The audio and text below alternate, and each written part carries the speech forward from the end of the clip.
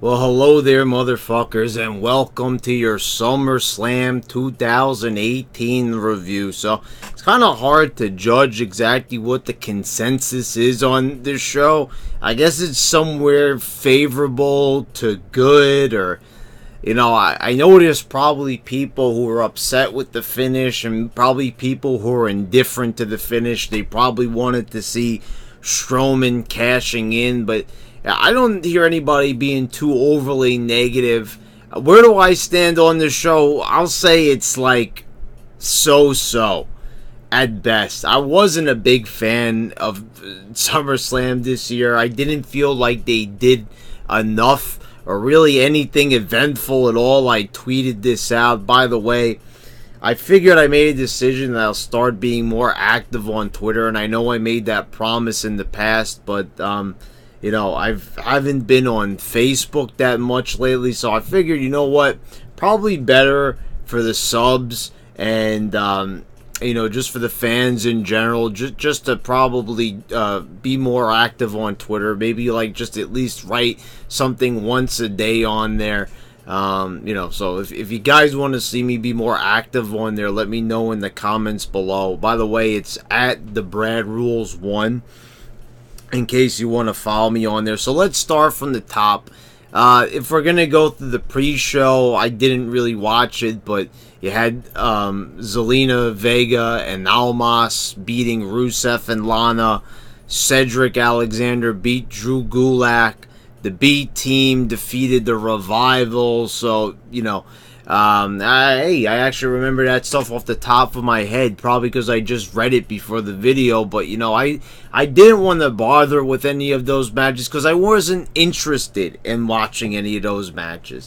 I don't care at all about the Cruiserweight title. I don't care about 205 Live. I don't care about the B team. I don't care about any of this. So I figured, you know what? I don't even really want to watch SummerSlam, but there's a few matches on here that were of interest to me, and of course I'm gonna review the show like I always do. So anyway, let's start from the top. We had Seth Rollins defeating Dolph Ziggler, and I predicted that Ziggler was going to win here. I did say that there's probably a chance of Seth winning if Dean Ambrose wasn't to turn heel. And guess what happened? He didn't turn heel. Leave it to WWE to take a prime opportunity and just not act on it at all, because that would have been one of the most shocking things on the show, and they totally dropped the ball on it. Instead, we got a really long match. Not a bad match, but of course, 1,000 different moves. It was ROH style, 1,000 different moves, 1,000 different kickouts, finishers being kicked out of every which way. It's tiresome.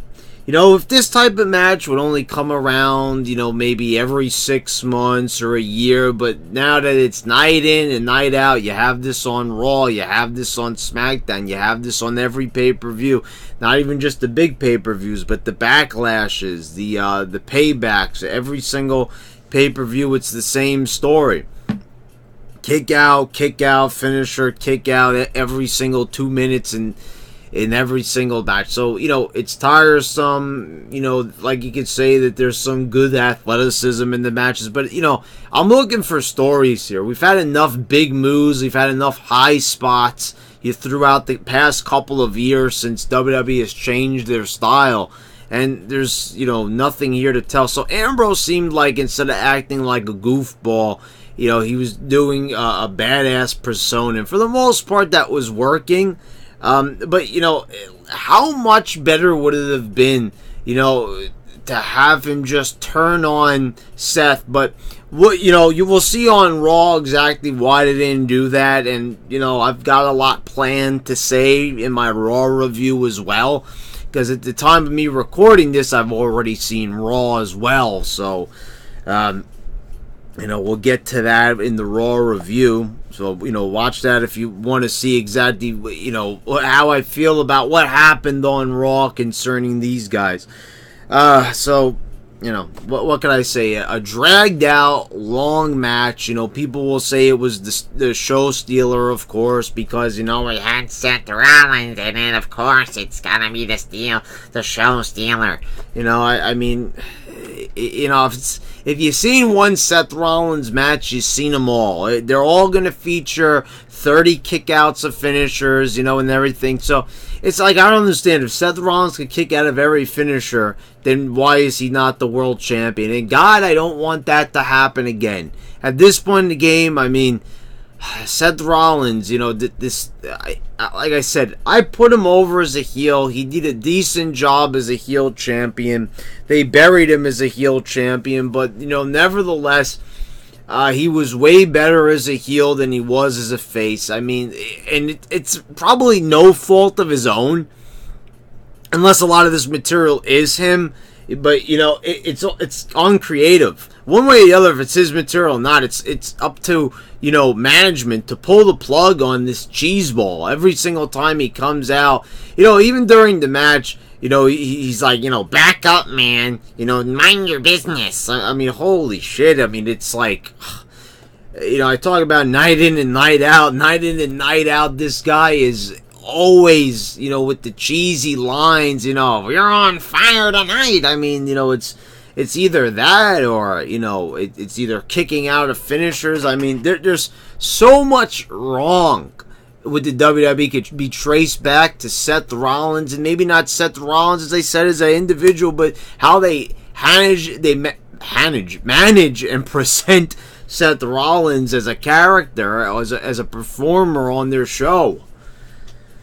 You know, I could go on all day, obviously, about Seth Rollins, and I usually do, but let's save some of that for the Raw review, shall we? So, you know, the New Day defeated the Bludgeon Brothers by disqualification.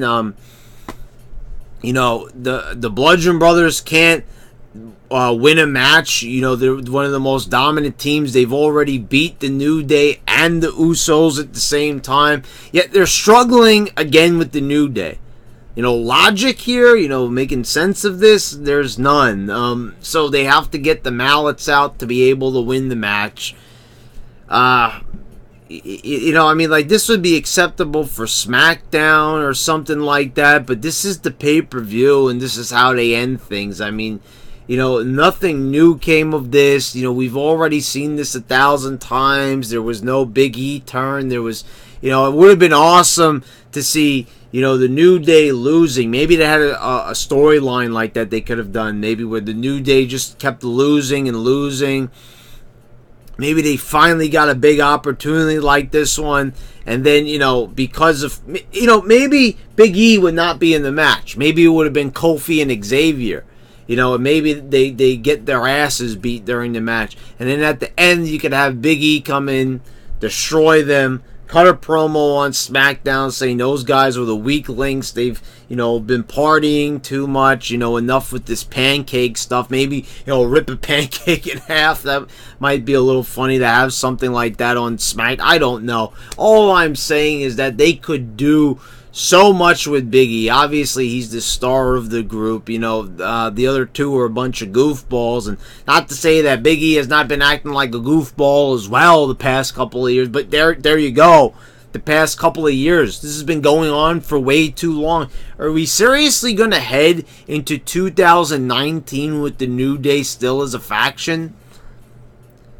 And I know that, you know, Stone Cold once said on his podcast a few years back, he said that he hopes that they keep the New Day together. Well, how does he still feel about that? I'd love to hear him readdress how he feels about the New Day still being together 3 years after he said that. Braun Strowman defeated Kevin Owens in like 2 minutes.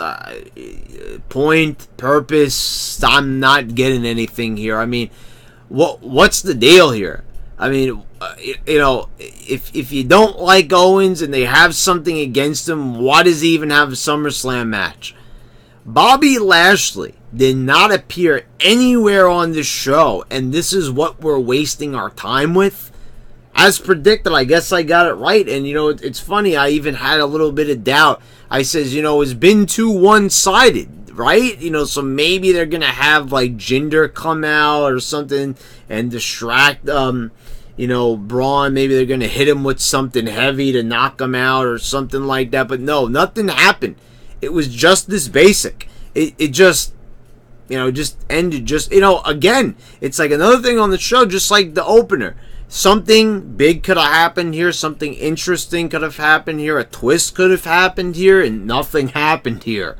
There wasn't anything that happened at all of any interest. And that's what I'm saying. Okay, I understand, like I even said in my prediction videos. The build-up, the stories are for the shows. But that's not to say that on the pay-per-view there cannot be stories told within the matches. That's what makes them interesting. So the finish could have something. Maybe something happens in the middle of interest. It's something, you know, it's SummerSlam. It used to be, I'm thinking back, I'm seeing, you know, Bruce Pritchard's, you know, show Something to Wrestle With. And I'm thinking to myself here, you know, SummerSlam 1998. Think about how much happened on that show. Things happened, things occurred, you know, things out of the ordinary, whatever it may be. You know, and it was an interesting show. You had developments backstage and all that, and you know, you fast forward, what is it, 20 years later. Yeah, it's 20 years ago, believe it or not. And this is the SummerSlam that we have right now. Go watch that show in the network, and don't go back to this show. And you're going to see a big difference there of exactly why things have changed and not for the better. And, you know, like I said, like, why can't things you know, be a little bit different? Why is it gotta be, you know, boring? You know, just because we're in the PG era, just because we're in the corporately traded era, you know, like, why can't we have something a little bit out of the ordinary? Why would that be so bad to, you know, freshen the show up? You know, instead it's just like, what did this do for Strowman? We already know he's dominant. What did it do for Owens? It just buried him further. Charlotte beat Becky and Carmella, and finally something out of the ordinary happened. Becky Lynch turned heel. And, you know, I don't know if this is what was originally planned. I think they saw when, you know, I think the original plan might have been maybe, just maybe, to have Becky versus Carmella. You know, that might have been the original plan, you know, because, yeah, you saw that, you know, Becky was doing the hoorah thing, but I don't know if they originally had Charlotte slated to be in this match, you know, because they might have wanted to get to this point anyway. But I think it was when there was a lack of crowd reaction, you know, when she did the whole hoorah speech that I haven't been champion in 2 years, and like barely anybody cheered for her, you know, that this might be a response to that. I don't know why we never did the same thing with John Cena, and why we're not doing the same thing with Roman Reigns. It's really a mystery here. You know, like, why can we do it to the lower card talent, but we can't do it? You know, I mean, well, isn't this supposed to be like the women's main event, right? I mean, I'm not really too sure. And that's another thing. You know, it's like we're going through the whole trouble of having... I was just kind of thinking about this. It's like, and I hope to God that they don't do this, but we're headed into like a pay-per-view, WWE Evolution and all that.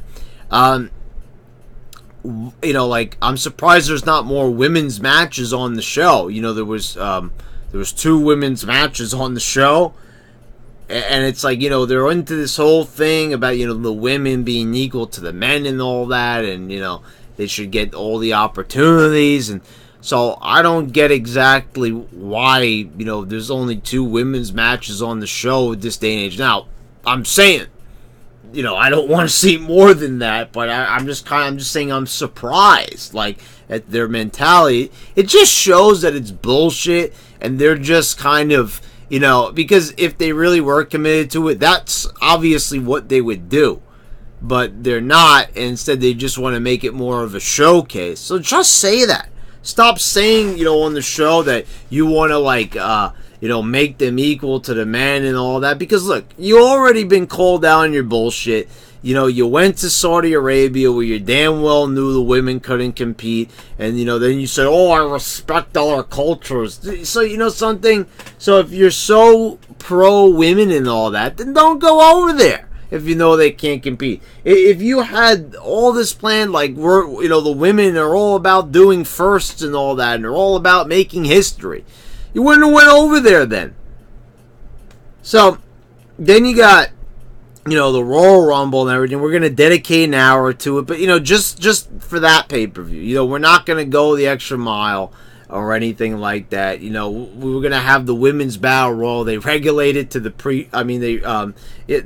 relegated. I mean, not regulated. Relegated it to the pre-show. And so, you know, it's like time and time again, it's like they claim that they're for something, and they don't go the extra mile to actually do it. So, you know, Becky beat the shit out of Charlotte. It was pretty good. Good facial expressions from Becky. There's something I'm going to talk about her makeup, but I want to, like, leave that to a little bit, like, later on.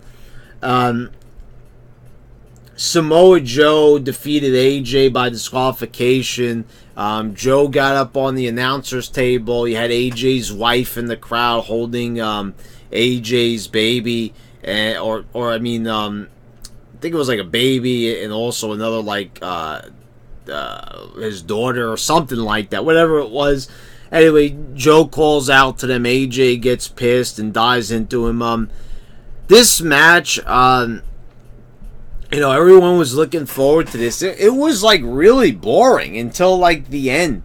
You know, there was, like, a lot of rest holds. They started off the match with a rest hold. Seeing, like, AJ pick up Joe for the Styles Clash. But other than that, I mean, there was, like, really not a lot here. Like, I don't know what it was. It felt really long, but just, like, not a lot happened in the match. It felt, like, empty. There was a match here because it took a really long time, but fuck, I mean, you know, it was going on forever. It's like, it's just, all these matches, like, dragged out, like, they feel like they need to be a certain time limit, like they're apologizing for matches being short in the past, and they have to make sure every single match is, like, super fucking long. Elias, like, this was an odd segment. So I said that, you know, they're not going to do Elias and Bobby Lashley. And, you know, of course, just as advertised, they didn't do it. So I thought that maybe that Lashley was going to come out. So, you know, but that didn't happen. Nothing happened here. Basically, this is what happened. So Elias says he's going to play his greatest song and everything. He insulted the New York crowd. And then all he did after that, he went to go play the guitar, and then, like, then the fretboard broke, and that was it, and it ended. And I'm just like, was that meant to be funny? I thought maybe they were gonna have, like, I mean, you know, I don't want to spoil anything for the Raw review, but I'm gonna have to here to make my point.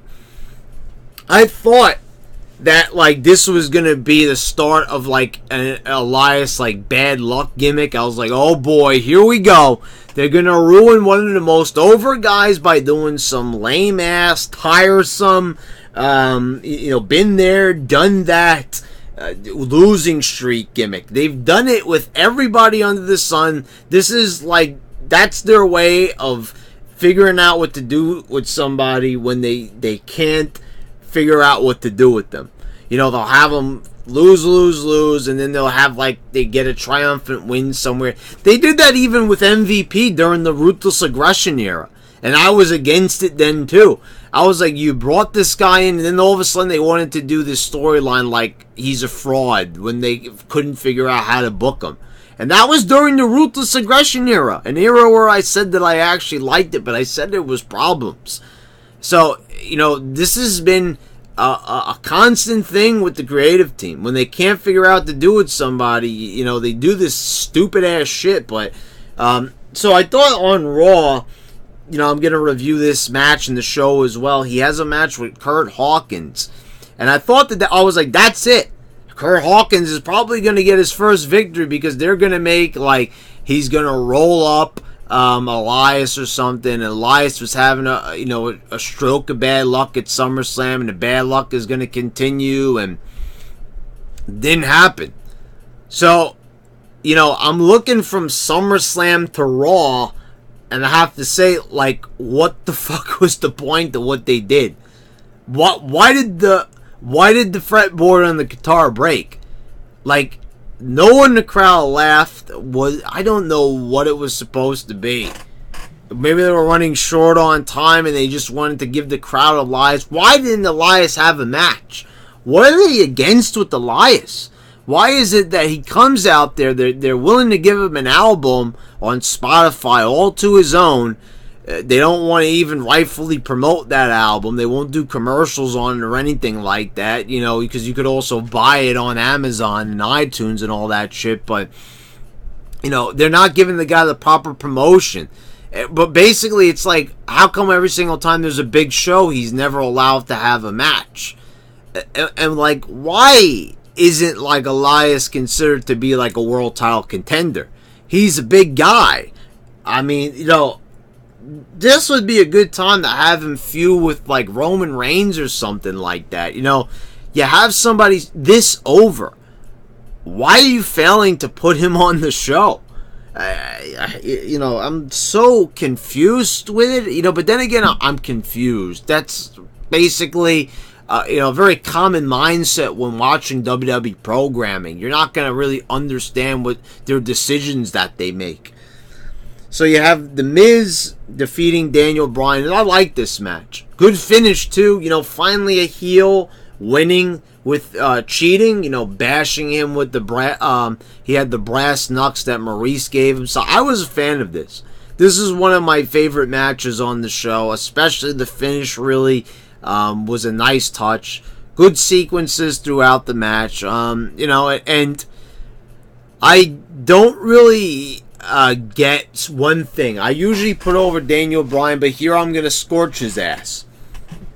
So you have, Daniel Bryan's in the figure four for like forever. And after he gets out of it, he doesn't even sell it. So Miz bashes his leg against the ring post. Daniel Bryan doesn't even sell it. He's doing kicks and shit right after that. He's moving around just fine. I'm like, what happened? But where was the selling? I mean, it's almost like he forgot that whole entire section of the match happened. So that was disappointing. But the rest of the match, pretty good. Good finish. I liked it. But, the part where he didn't sell after all that, I was like, this is Daniel Bryan. I've never seen him really neglect the chance to sell. That's usually why I put him over all these other indie doofuses, because at least the guy sells, at least he has fire, at least he brings a certain level of energy and charisma to, his spot on the card. But, here it was a little bit off. Finn Balor came out as the Demon to defeat Baron Corbin. It was just about as long as the Braun Strowman Kevin Owens match, and that's also what kind of killed it. I'm like, all right, so as much as they're gonna have Corbin beating up on Balor, and okay, so he's just gonna come out as the Demon, and he's a whole nother persona, and just out of the blue, all of a sudden, Balor is this dominant. And, but the thing is, it was another short match. You had 2 squash matches on the show. It's okay to have one. I understand that it's tradition from the Honky Tonk Man Ultimate Warrior match, from back in '88, but, come on already. I mean, you just did this earlier in the card, but whatever. So, Balor's the Demon now. So, we don't get the smiles, we don't get Mr. Smiles and all that bullshit that he usually does. So that was good. We hadn't seen the Demon in over a year, so it felt fresh, it felt fun, it was good to see, it was cool and everything to see him back in that persona. Not a big Balor fan, but I do like him when he dons the makeup. But there was another thing that I wanted to say really about this whole thing. Right after this on Raw, he goes right back to the smiling gimmick and all that.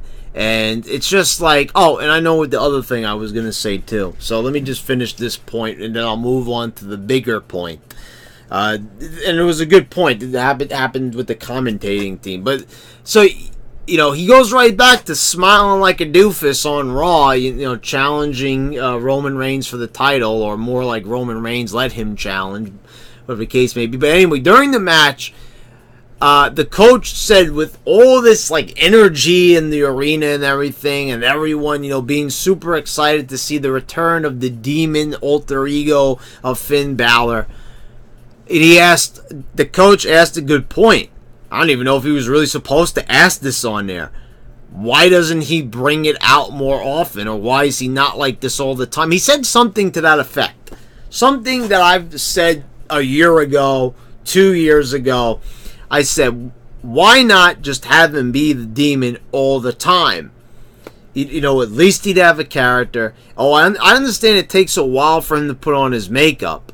But then you have a point like Goldust and Sting and the Ultimate Warrior, all these people that had like this perfect makeup, the perfect lines and everything on it, and it all looked good all the time. You're telling me that stuff didn't take a while to do. Now I understand that there's more to this body paint. Okay, but he doesn't need to go full body. At least the face, at least a little something or whatever. You could get him a costume, whatever the case may be. Stop making excuses for why he can't be the demon all the time. And Cole right away shuts him up. He only pulls it out when he needs it. Okay, so it's like, so he only needs it once every year. So basically, Finn Balor is not allowed to have any charisma, until it's like, 1 year is completed. Then he's allowed to. And they know this. They let Ziggler get out there and say that Finn Balor was a charisma vacuum. So it's like, they already know that the guy has no charisma. It looks retarded every single time he comes out there and he's smiling like an idiot. But they rather just, they rather have that than the demon. I don't get it. I never will understand, why they make these excuses. There never used to be any order too tall for WWE. They never used to say nothing's too extravagant. It used to be, oh yeah, we want to do that, so we're gonna do it. It doesn't matter how much it costs or what happened to that WWE, right? There's so many profits and everything, so why are they cutting pyros and everything? Isn't it quite obvious that they're not making the returns that they used to? Maybe they're making more money, but they're not making the profit that they used to. I think it's quite evident. Why would they be cutting so many corners if they were, just swimming around like Scrooge McDuck in the money bin? Nakamura defeated Jeff Hardy. Just a plain match. I was, as I predicted, I thought that probably, I knew Nakamura was going to win, but I said there was probably going to be something with Orton or whatever. That didn't come to the end. So Jeff takes does a swanton right onto the edge of the apron, which was a dangerous fucking spot. I don't even know why the hell he even needed to go there. But whatever. Jeff Hardy's the Daredevil. Plain match. Not a bad match. It was okay. It was a better than usual Nakamura match. It was better than the match that they had at, what was it, Money in the Bank or something? It was better than that one. So Nakamura just ends up beating him, with the Shinyaska, whatever the hell it's called. Am I still not saying that right? How the fuck is that pronounced? I thought I had it last night when I was finishing up watching SummerSlam. They had like a toy commercial and like some guy actually said, the name of the move. And I was like, I got it. The next time I do a review, I'm going to say it the right way. And I don't know if I'm saying it the right way. Something in my head's going off saying I'm saying it the wrong way. Shinyaska. I don't think that's right, but whatever. I mean, maybe that's just going to be my gimmick from now on. The guy who can't say Nakamura's finisher name the right way. But whatever the case may be, Orton comes out at the end. He makes like he's going to attack Jeff. Then he turns around. I guess it's supposed to be like it's too easy or something for him to attack him. The way I look at it is it was lazy. They couldn't think of anything to do, to tell the story here. So that was basically it.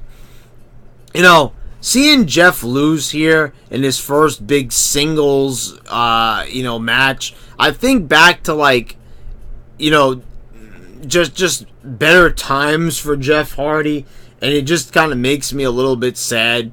I understand that Jeff didn't win, the Hardys didn't win at SummerSlam 2000, but they still looked like winners. Like, Jeff Hardy looked like a fucking loser here. Like, he just lost emphatically. Like, that was it. Next match.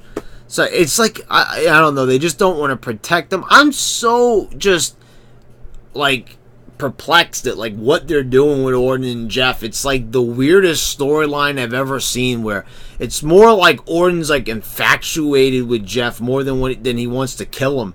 It's just a lot of like staring at him in a weird way. And I told you, like, Orton does it better than basically anybody on the SmackDown roster, but this storyline, they're making them all look like goofs, basically.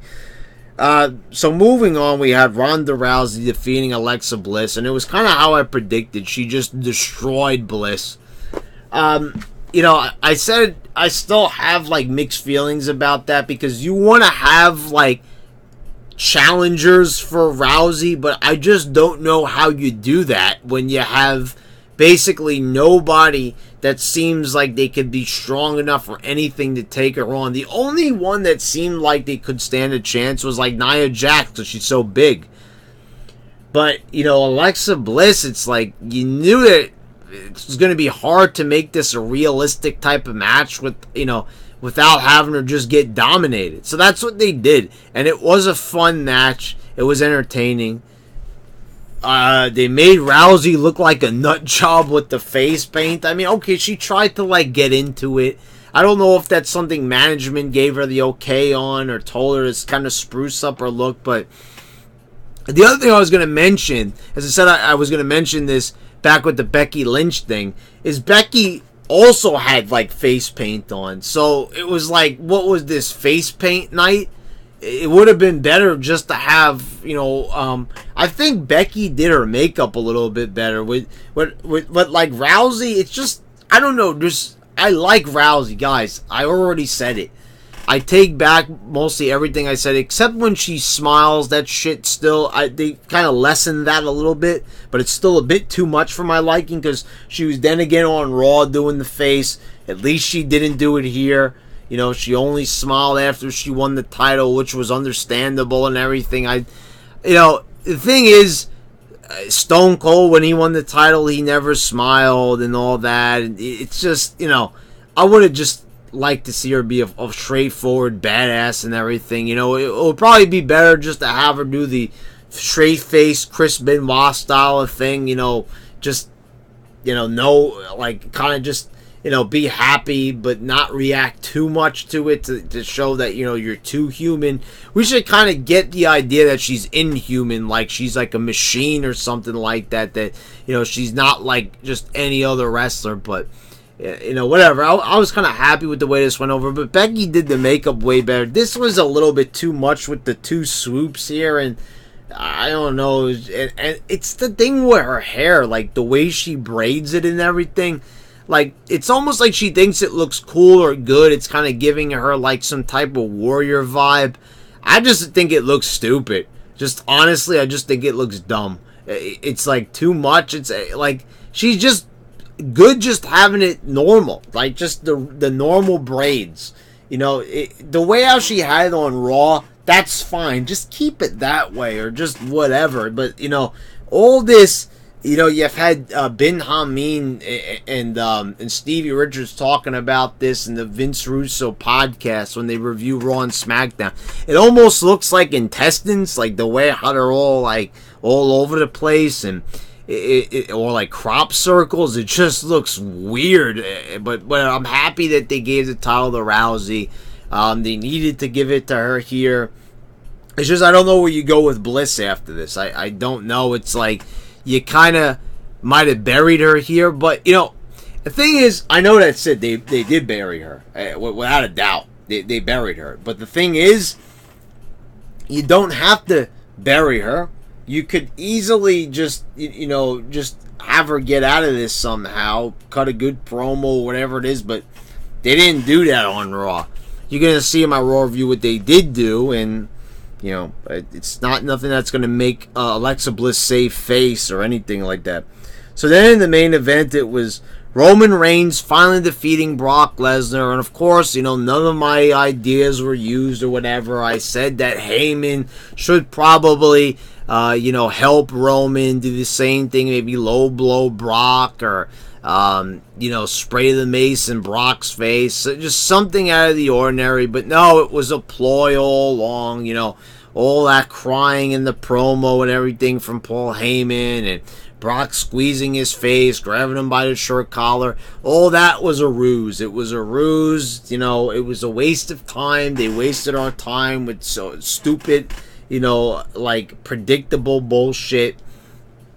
I don't know why it is that, you know, it has to be that Heyman is the advocate for Brock until the end of time. They're not allowed to do anything new.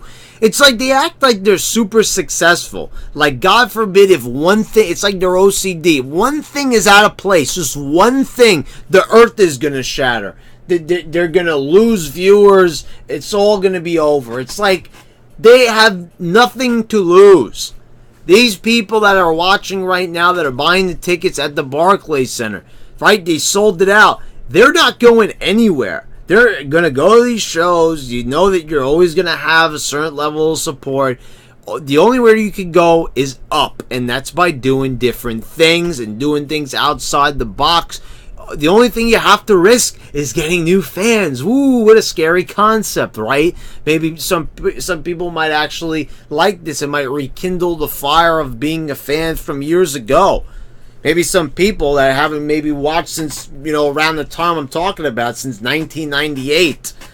You know, or maybe like, okay, maybe not that early, but, you know, a lot of people stopped watching around 2001, around that time, and they kind of just teetered off, and, you know, as the Ruthless Aggression era went on. But they like to act like these things are like sacred, and they cannot be changed by any means necessary. We have to keep everything the same way. God forbid one thing changes. So how did the match go? It was a decent match. The fans, of course, were disrespectful. You both suck and all that. So Braun came out, said he's going to stand out there. He's going to face them, you know, face to face. You know, he's not going to try to cash in from behind. Brock, like, F5'd him. He hit him with the case. He then took the case from the ring and threw it all the way right, not past the entrance ramp, like right where the wrestlers come in. And I was like, fuck, what a fucking throw that was. Holy fuck. I mean, Brock Lesnar, man, I mean, he is inhuman. But then it ended with Brock gets back in the ring and bam, just Roman hits him with a spear and it's over. Roman is the champ.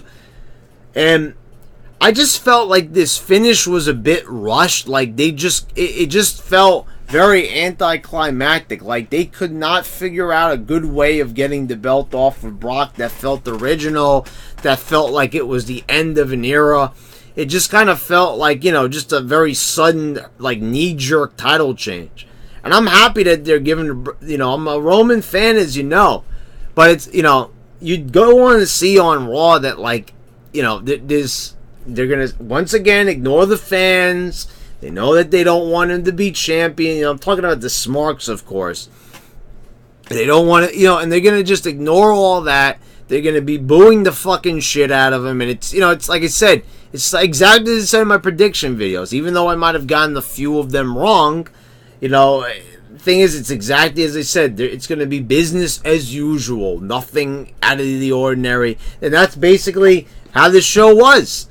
Nothing out of the ordinary, nothing different. You know, okay, the only thing was Becky turning heel, but other than that, can you really say that anything else on this show was different? Or, you know, did they do anything that they don't normally do?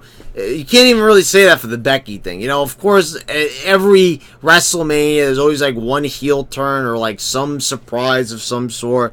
But, you know, they opened up the show with a great opportunity, a returning wrestler with a new look. The guy looks like a heel, could have got way over as a heel, started to get way over as a heel, and they just failed to take that opportunity. They didn't want to take that route. Once again, they're scared. They don't want to do anything new. So, okay, don't do anything new. This is the type of show you get. It's like a middle-of-the-road show with nothing special. It's just, you know, yeah, there's your SummerSlam. Few big matches, a few big moments, you know, title changes. That's about it. Nothing else. You know, nothing new, nothing significant. It was just, you know, the show had a real hard time of capturing my interest. I felt like at times, like, I forgot I was watching SummerSlam. I'm like, pay attention to this. This is SummerSlam. I'm like, yeah, but it's just, it doesn't have the feel of one. And you damn well know that the creative team even said they knew that SummerSlam needed a bigger feel. Of course, it's like, hello, McFly, you know, you're in charge of that. So if it doesn't seem creative enough to you, then, you know, what did they do? They said that like 2 weeks ago. So, you know, this past week, they had an opportunity to really kick it into high gear on Raw and SmackDown and have some big time, you know, build up moments. Hulk Hogan is sitting backstage doing absolutely fucking nothing. Bobby Lashley's back there. You know, you could have had your big moment right there when I talked about my predictions for Hulk Hogan crowning the, you know, black champion and Bobby Lashley. They could have had their little moment right there as well of doing that. They didn't even do that. No big moments, no big anything, just a bunch of lousy go nowhere, just, you know, by the numbers. It couldn't have been any more by the numbers. It could have been any more mundane if they tried. This was a very middle of the road show. Didn't have a big time feel. Felt just like, you know, we're just going to put it out there. If people like it, well, you know, it's free anyway to new subscribers. So there you go. I mean, that's basically it. I can't say I didn't enjoy it at all, but I didn't really enjoy it. Because I sat back, and even the things that I did enjoy, like, they could have done better, and they could have done more. There wasn't a lot of eventfulness. Like, I didn't feel excited watching the show. It was just kind of watching it for the purpose of this review. It was just, basically, I was like, okay, I gotta watch this because I want to, like, talk about it. I want to make a review for my subscribers, and that's basically it. You know what I mean? Like, if there wasn't a YouTube or anything like that, I really doubt I'd be watching this. I've said that time and time again. And I know people say, oh, you know, Brad, you should just kind of stop, just, you know, I guess do the game reviews and everything like that or whatever, talk about different things. But, you know, we all know what my bread and butter on this channel is. And we know that there will be a lot of people disappointed. They'll unsubscribe if I don't do the wrestling reviews. So, you know, for the marginal entertainment I get out of it, I try to scrap together whatever I can. So, you know, you had a few good moments. Like I said, decent match with Bryan and Miz. It was a good, decent main event. But, you know, it was mired by the fact that there just wasn't enough big moments and things that stood out as like a big SummerSlam pay-per-view. So, there you go, guys. There's your SummerSlam review. I'll see you for the Raw review. Guys, you know, if you haven't already, you're watching these videos and you like what you see, subscribe. Click the bell so you get the notifications, because I know a lot of people don't get them. So, you know, just save yourself the trouble. Click the bell. That's all you got to do. Click it. That's all you have to do to be able to know when I post a new video. And watch all my other videos, like the ones right here. And this has been your YWC Champ, and until next time.